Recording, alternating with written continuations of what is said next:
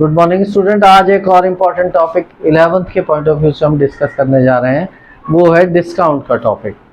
ठीक है, डिस्काउंट दो तरह का होता है, एक ट्रेड डिस्काउंट और एक कैश डिस्काउंट। डिटेल में इसको समझेंगे, विद एग्जांपल हम समझेंगे।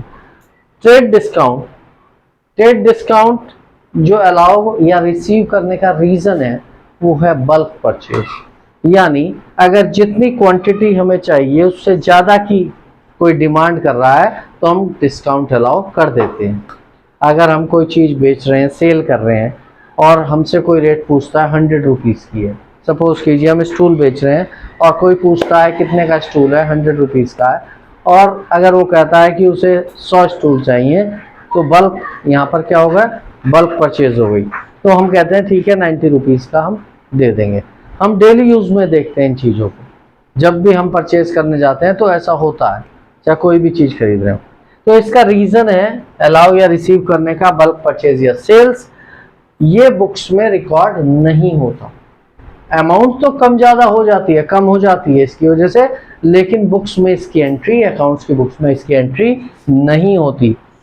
ये बोथ कैश और क्रेडिट सेल्स परचेज में इसको डिडक्ट किया जाता है, चाहे कैश सेल्स परचेज हो या क्रेडिट सेल्स परचेज हो, दोनों केसेस में अमाउंट में से ये डिडक्ट किया जाता है, कम कर दिया जाता है। जैसे सपोज कीजिए हमने सेल की, ठीक है, 10,000 की सेल की और 10% ट्रेड डिस्काउंट अलाउ किया, तो यहां पर कैश हमारे पास कितना आएगा, 9,000 टू सेल्स अकाउंट 9,000। तो हमने डिडक्ट तो कर दिया, लेकिन कहीं पर भी ट्रेड डिस्काउंट एंट्री में नहीं आया।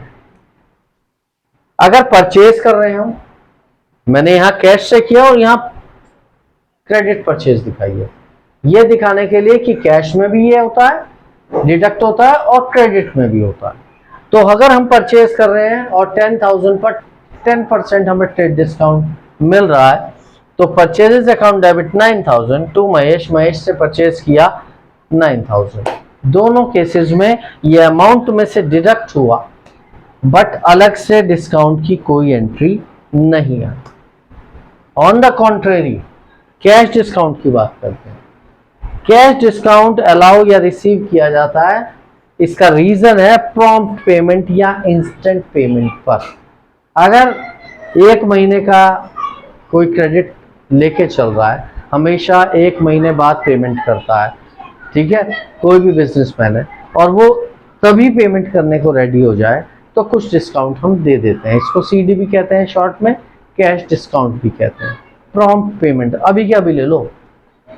मान लीजिए कोई हमसे उधार खरीदने आता है, हर बार एक महीने बाद पेमेंट करता है, और इस बार जब गुड्स लेने आया तो कहता है नहीं अभी ले लो आप पेमेंट, तो हम कुछ ना कुछ डिस्काउंट अलाउ कर सकते हैं। इसी तरह से हम कुछ ना कुछ डिस्काउंट ये भी चाहते हैं, अगर हम प्रॉम्प्ट पेमेंट कर रहे हैं तो हमें भी डिस्काउंट मिले।